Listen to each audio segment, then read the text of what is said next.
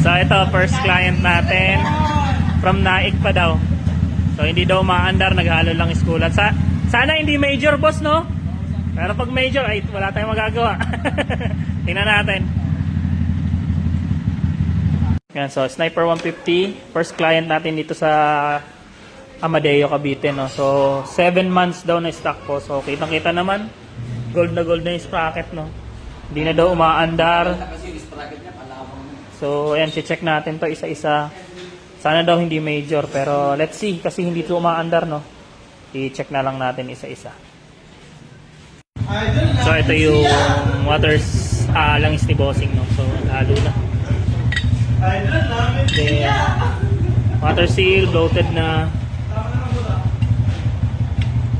So ayan yung mga palitan. So ayan, diretso full PMS na daw to kasi since 7 months nga na tenga, no? Makikita din natin dito yung gas niya. May halong tubig na. So lahat ng filter na ito papalitan. Oil, fuel, gas papalitan natin. Then spark plug. Then engine refresh. Clutch damper or clutch lining check na rin natin. Tsaka water seal. So yan, diretso full PMS.